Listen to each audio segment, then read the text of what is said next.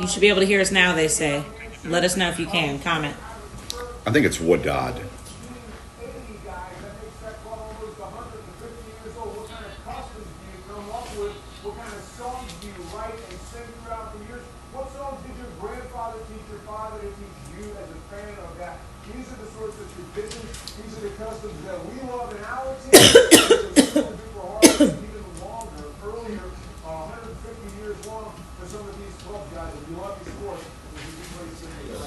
If I'm going to go to this game, I need to know how to pronounce that club. I say Wydad Casablanca. You got Wydad? Wydad? Okay. Oh, great. Wydad?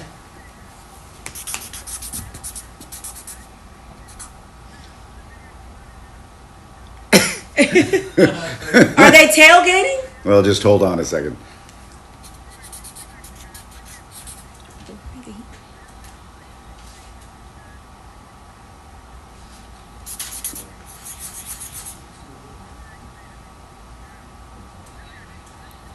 Where's he live?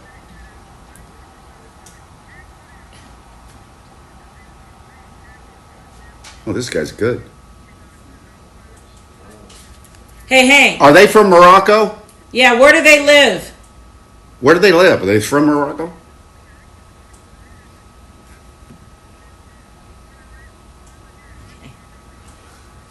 But, yes. So why are they there? Are they already tailgating? Did he say why he's there so early?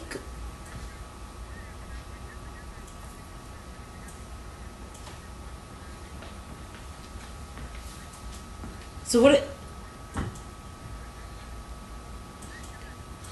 Thank you. Boom. So I wonder what they're going to do till then. Are they going to is it just tailgating? Kick the ball around. So we need to follow them because clearly they know where the party is. They are waking up and ready to go. Wydad. Yeah. And also, I've never figured out, is it Casablanca or Casablanca? Well, in the movie, don't they say Casablanca? Yeah, but when I was in Casablanca once. Oh, they say Casablanca? They were saying Casa. Blanca? The prize money for the FIFA Club World Cup is huge. I had no idea that the players and the clubs made so much money. Yeah, we've been talking about how great this is, but listen, there's $1 billion in prize money. $1 billion for the 32 participating clubs. So here's the breakdown.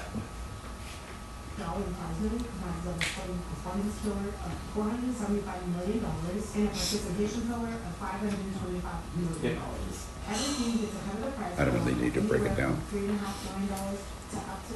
Maybe we cut her off where she... Just for showing up.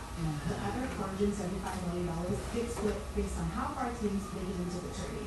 Win more, earn more. 38 million just to show up? Listen, I'll get on the pitch. Put me in, coach. I'm ready. So the group stage, you get 2 million if you win, then round of 16, 7.5 million. If you make it to the quarterfinal, more than 13 million. Semifinals, 21 million. Finalists, 30 million. And if you win, $40 million. So that goes to the club and then they split it out. Yes. Okay. Which is still, $40 million. I'll take that split up any day. Please. To put this in perspective, because sometimes we do like tournaments and in-season stuff. Like, for example, the NBA. We love the NBA here in the U.S., right? Well, when they had their in-season tournament, you know what their prize money was? They got a $500,000 bonus. Woo! 500,000, 40 million. Well, now, granted, it's U.S. versus world, and there's a whole bunch of stuff, other reasons. Yeah. But it just puts it in perspective. Yeah. So they're playing for money. I wonder if they'll do that in-season tournament again at NBA. I don't think it was that successful. Well, maybe they need to up the money and then. Yeah, up it. All right, let's get. It's 7:11 now. President Trump is calling for Iran's unconditional surrender and making clear threats to the country's supreme leader. Well, Doug, they're firing at each other all night, and so they're not even considering a ceasefire. They want it to come to an end.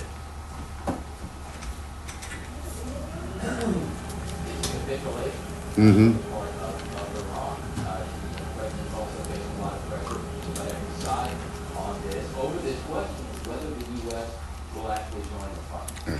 Please. This one's 126. Keep up with the barrage of Iranian attacks. The skies over Tehran lit up as well. The violence continued. And from President Trump on social media, Hey, Tom, you mic check. Mic check. 1, 2, 3, 4. It's 980 mic check. Hello. the president said there's no guarantee. Castellanos here to claim it. Should have been badged. Our part of the mic check. Israeli airstrikes may be unable to penetrate the border.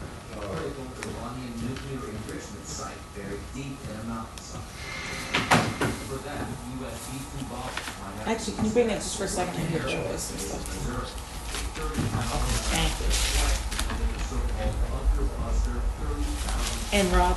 Yes. Never mind, it's okay. We'll just pile them all up.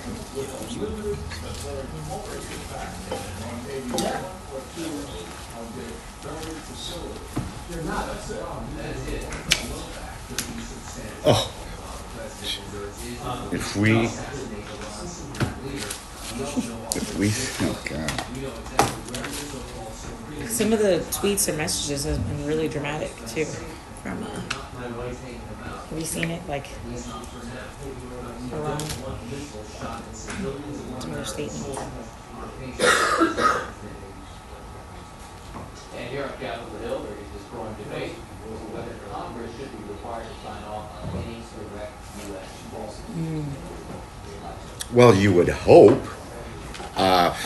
Jeez. Doug, thank you. The tension is building. All right, it's coming up on 7:14. Why don't we go over to Sue just for a second or two?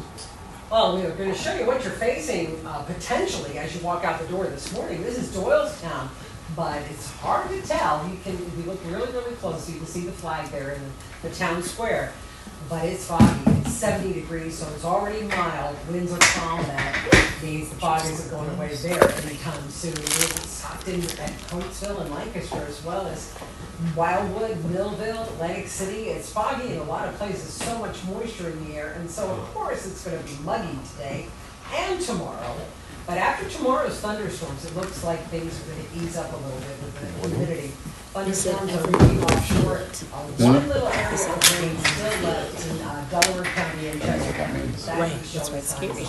Getting out of here. So for the Lehigh Valley, I would say pop-up thunderstorms anytime after 1 p.m., a little bit later in the city, probably 3 o'clock start keeping an eye to the sky. 88 degrees is our high today. I might change that because it's staying pretty foggy for a while. 92 degrees tomorrow and 85. Rob, can you make this a 4-shot, please? 90 degrees on No, I'm Saturday, talking to Rob. 93 on Sunday, No, but hey, Tom. at least it's not going to rain like it has the past couple of weekends. And then Monday and Tuesday, extreme heat, close to 100 degrees, Bobby Kelly. That's right, I said 100. Candy, our photo director, call your mom from Allentown. We'll come on Tuesday for the pool party. She's right. 99 degrees. Yeah, just stuck on a little bit anyway. That's got the cannolis ready to go. GMO on the boulevard, southbound. We're heavy here. Candy. All because of an accident at Fox. We're getting there. So we're jammed Good up enough. pretty much Broad Street all the way down. Again, roads are damp and wet all around the board. Those early morning storms came through. Looks like it's about to rain again any minute down here in South Philadelphia. Low What's the clouds question? over Lincoln Financial Field, where we're hosting a soccer game, as Hank mentioned, later on today, 12 to 2.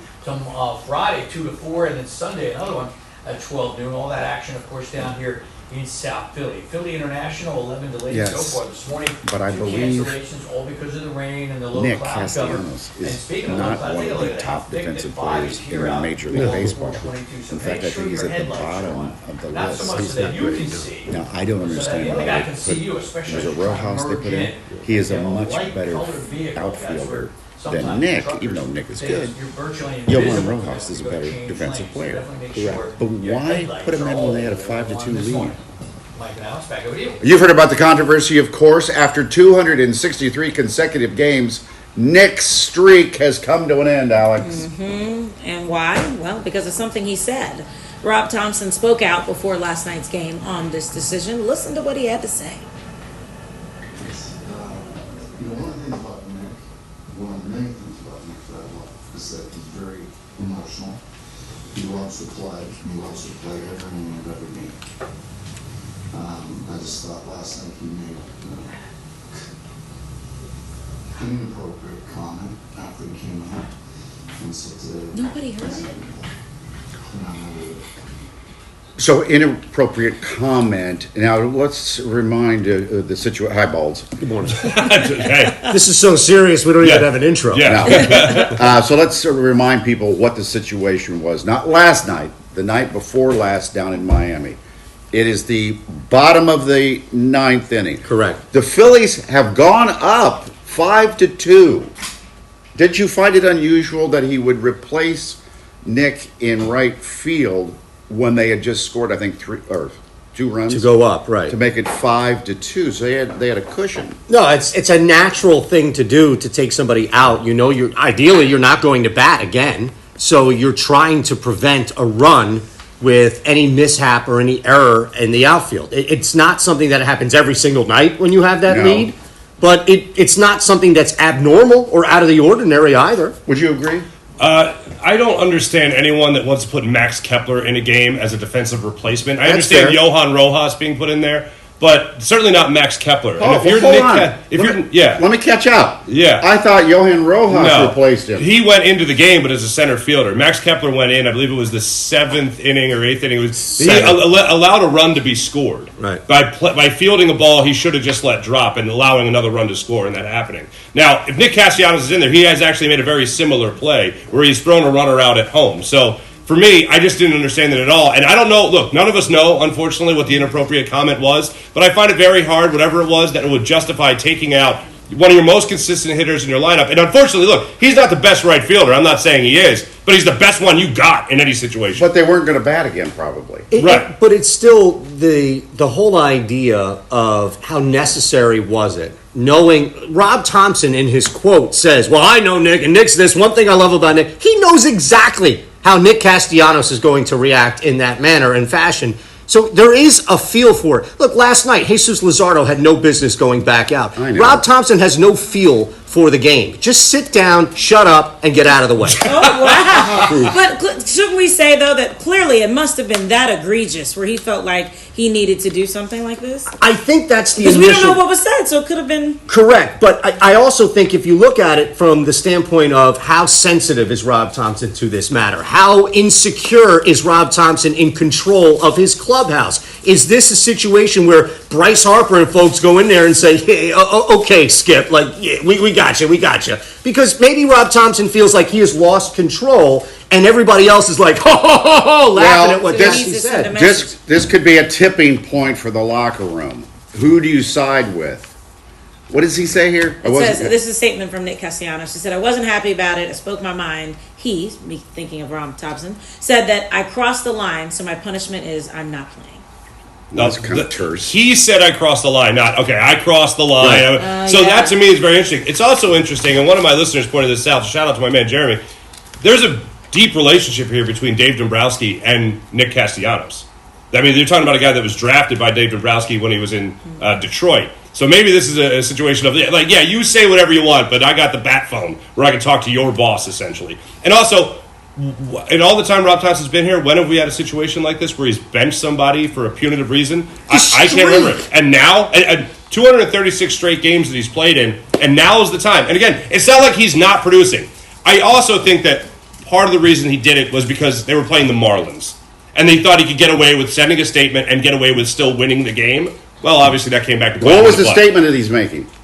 The statement is, you can't talk to me like that. I'm the manager. So you think the comment was directed at Rob or the...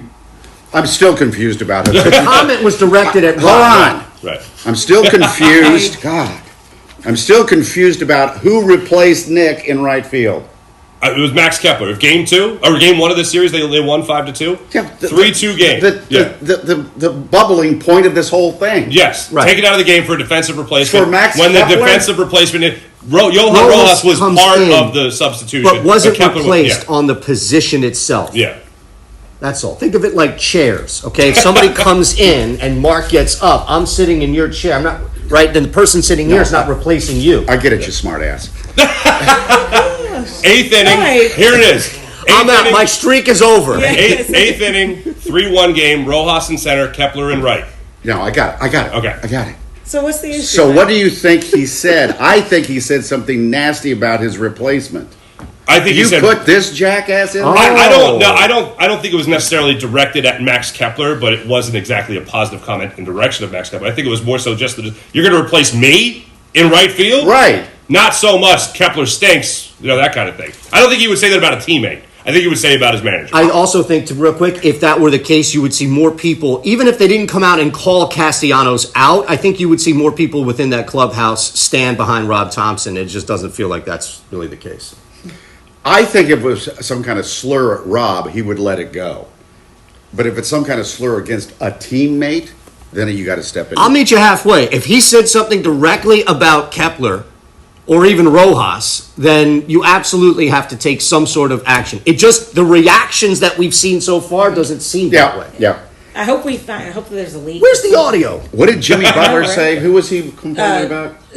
Tobias Harris? Over me? Put it on. What was he complaining? me? Put it on a long list. Max Kepler over me?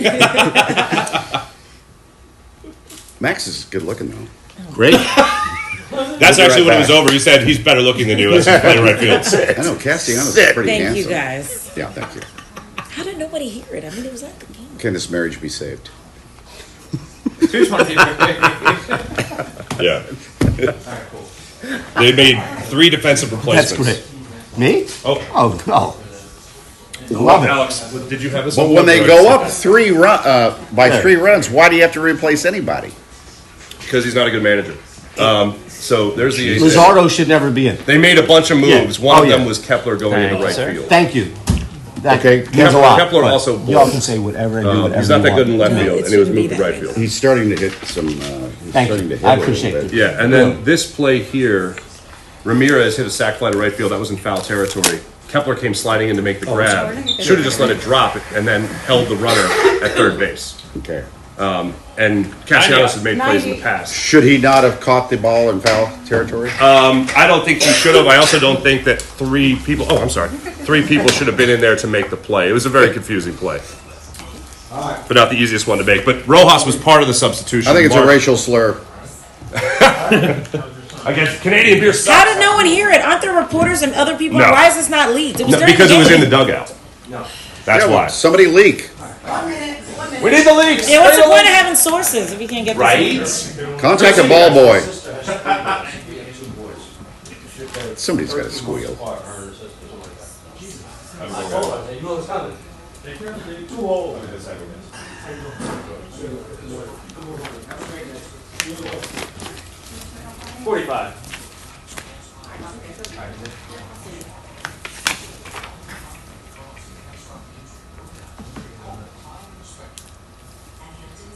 Why do we need 3 people to do this one thing? It was originally going to be 6. Remember? 30 out, 30. I said something. You did? You weren't in the meeting? Not for this part. Oh, yeah. You can discuss 15. it.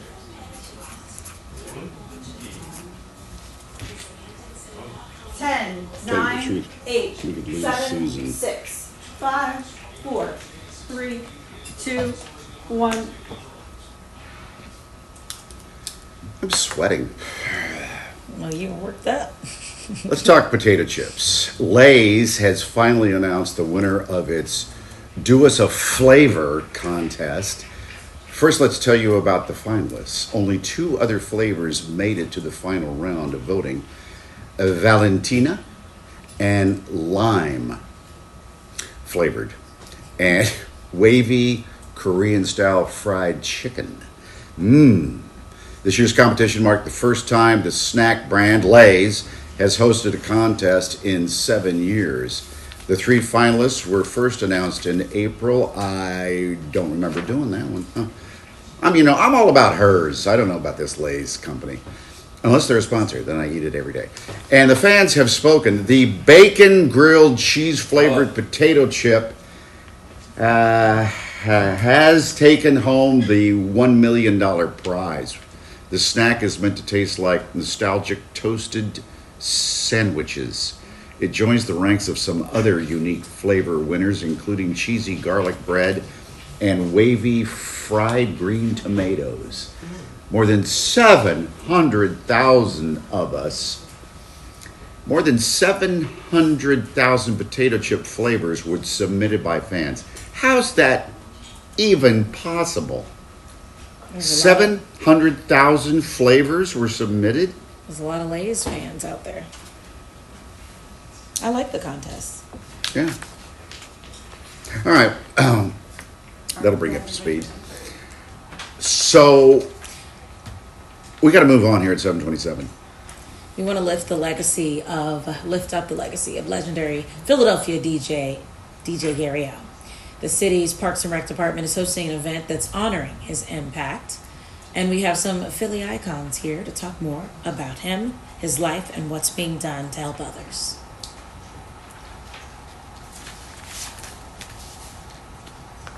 Philly icons. 205 right. What do you think it is? All right, Jeff, you ready to, all right, let's start with red. Patty's on red. Bethany 1-2, Patty Jackson. It seems when it happened, I did hear something weird, and I can't remember what it was.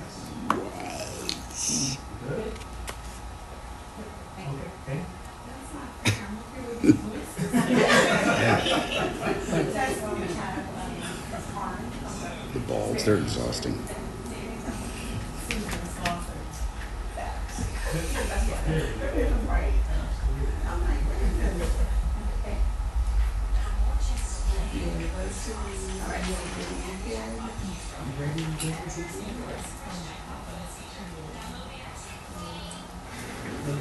All right, so where did the video go?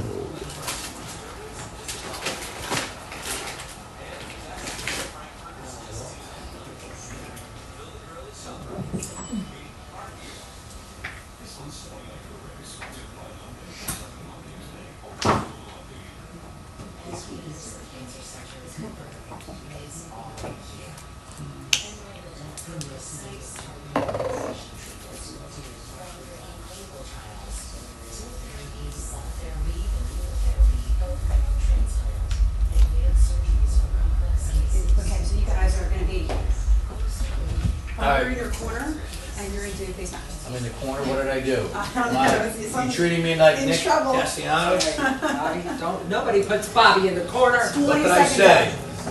I didn't mean it, I'm sorry. So 5, yeah, I don't know where I am. I'm in the corner, where am I? You're in your traffic corner. 7, 6, 5, 4, 3, 2, 1.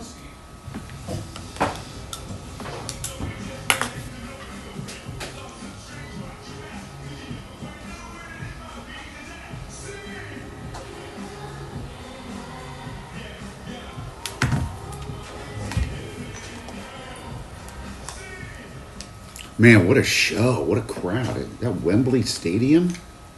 Look at that. But here's the thing I'm noticing. That jacket. Woo! Do you know? I know who made that. Local designer. Daryl Alston. You've got to know him on our show for sure. He's going to join us, and we're going to look at some other jackets too. That's nice. It is nice. Yeah. He's working it. Yeah. All right, Sue, hi. Hi.